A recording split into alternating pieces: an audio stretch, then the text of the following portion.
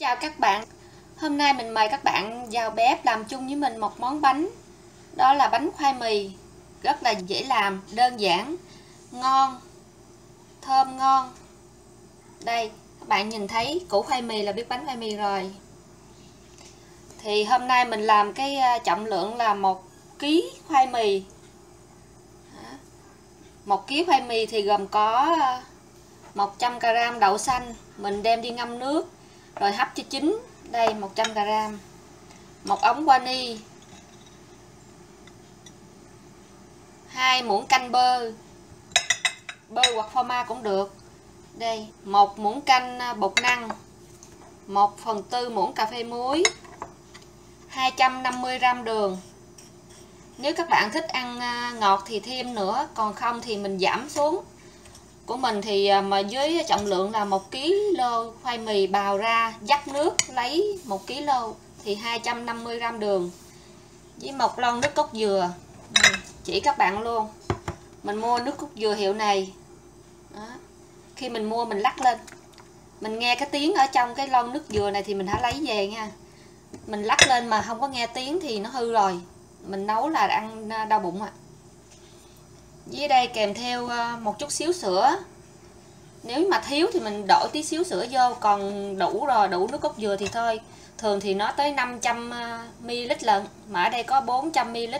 Thử mình thêm 100ml nữa cho nó đủ. Rồi, bên đây là khoai mì mình đã lột sạch rồi ngâm vào trong nước. Các bạn ngâm dùm cho mình khoảng 4 đến 5 tiếng. Nếu được nữa thì để cách đêm luôn. Đây mình lựa cái củ khoai mì nó dài dài như thế này. Đó, mình ngâm vào nước này cách đêm á, để chi? Để cho mình bào nó dễ, mà ăn nó lại ngon nữa, nó dẻo nữa. Đó. Đẹp, khi mà mình bào ra mình thấy trắng hết như vậy thì mình hãy lấy mình xài nha các bạn. Còn bào ra mà thấy nó có một cái chút gì đen đen á thì mình đừng có bào để vô. Cái đó bỏ vô nó bị hư cái bánh á, nó hôi lắm. Rồi, bây giờ mình đi bào khoai mì cho các bạn xem nha. Rồi bây giờ mình bào khoai mì thì cũng là cái đồ bào này, mình lấy cái lỗ nó hơi to chút xíu. Chỗ này nhỏ quá thì nó mịn nhưng mà bào lâu lắm. Mình bào xong chỗ này, cái size này rồi mình đem đi vắt nước, rồi mình xay, bỏ vô cối xay thịt á, xay lại thêm một lần nữa cho các bạn xem. Mình làm rất là kỹ, thường thì người ta bào rồi người ta đem đi làm luôn, nhưng mà mình phải xay lại nhẹ là một chút xíu nữa thì nó thịt cái bánh nó mới mềm mại, thơm, nó mịn. Nhưng mà mình bỏ vô cối mình xay chứ không phải có sinh tố nha. Bỏ vô có sinh tố mà bỏ nước vô xay là mình hư hết á, ăn không còn cái mùi khoai mì nữa. Bạn thấy vui không? Tối ngày mình cứ vô bếp mình làm bánh cháy quá. Đây, bào, cứ bào thôi.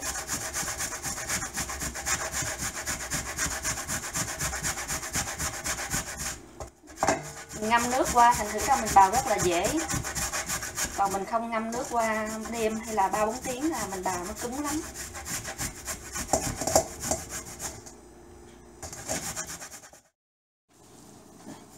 Mình đi vắt nước ra nha các bạn. Vắt nước rồi để cho nó nóng nước, cái mình lấy cái tinh bột ở dưới, ở nước ở trên mình bỏ.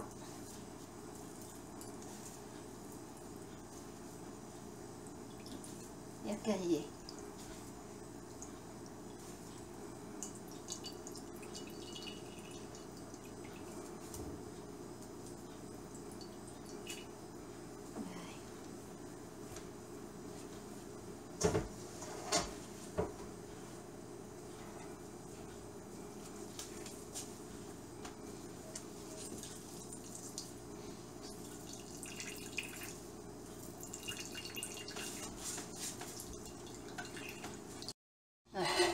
Mình xay xong được 1 kg khoai mì các bạn. Mình đi bào xong, bây giờ mình đem đi xay. Đấy. Mình bỏ vô xay, bào rồi mình kỹ một cái nữa mình bỏ vô cối mình xay. Giờ mình bỏ 100g đậu vô.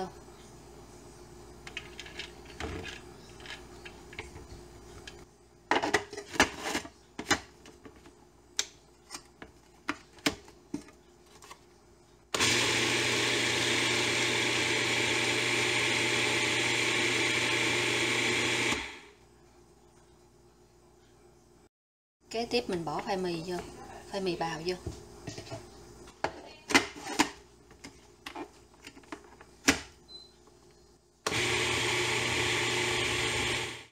Mình xay cái đậu với khoai mì xong các bạn. Giờ mình có một cái trứng gà, một quả trứng gà bỏ vô chén mình đánh tan lên, bỏ vani vô, một ống vani,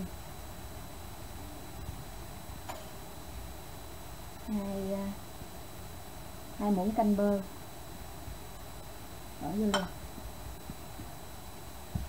Rồi mình bỏ vô trong này.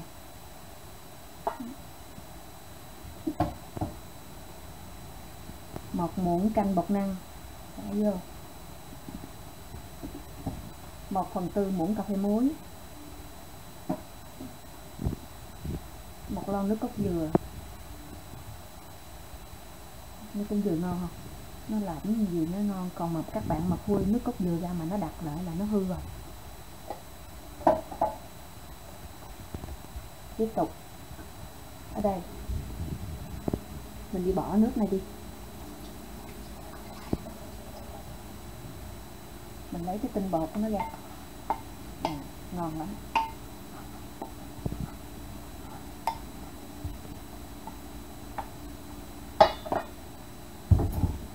Đây 250g đường cát trắng. Tại vì mình không có bỏ sữa ông thọ, sữa bò, cho nên mình dùng đường. Thì cái này cũng 250 là cũng hơi nhiều. Bây giờ mình vô từ từ rồi mình nêm lại nha các bạn. Cái này là rất là ngọt, vô hết này thì ngọt lắm. Nhưng mà mình thì mình thích ăn lợ lợ, cho nên mình bỏ khoảng 200 thôi.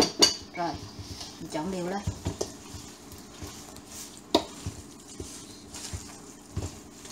Lấy cái thau bự mình trộn cho nó dễ.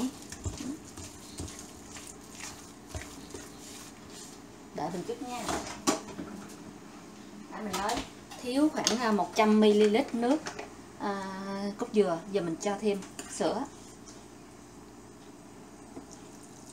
Rồi các bạn trộn sao mà cho nó sền sệt nữa là được rồi. Không có đặc quá cũng không có lỏng quá.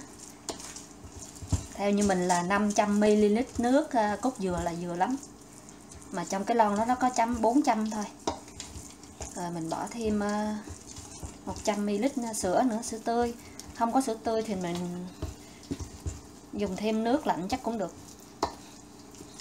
Đây, rồi các bạn, sền sệt gì nè.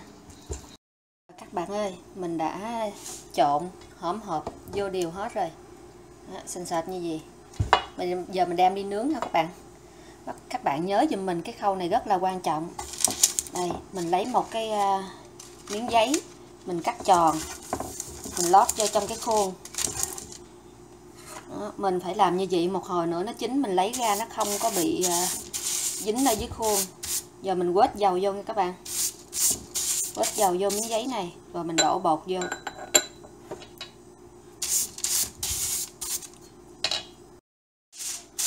Rồi các bạn đậy lại dùm cho mình bằng cái giấy này. Rồi mình đem vô mình nướng lửa 350. Mình nướng tổng cộng là khoảng 1 tiếng 20 phút. Khoảng nửa tiếng mình vô mình coi nó. Nửa tiếng đầu mình đậy lại. Sau đó rồi mình dỡ ra. Rồi mình đem đi nướng nha các bạn. Bánh khoai mì mình đã nướng 1 tiếng 20 phút nha các bạn. Từ 1 tiếng 20 phút đến 1 tiếng rưỡi thì mới chín. Bây giờ mình đem ra rồi mình cắt ra một miếng cho các bạn xem thử. Đó. Đẹp ha. Đó. Dẻo, thơm, ngọt đều lắm, béo nữa. Đó, các bạn có thấy không? Có thích không? Thích thì lần tới các bạn vào bếp làm thử món bánh khoai mì nướng nha. Rồi xin tạm biệt các bạn, hẹn lại cái kỳ tới nấu ăn kỳ tới.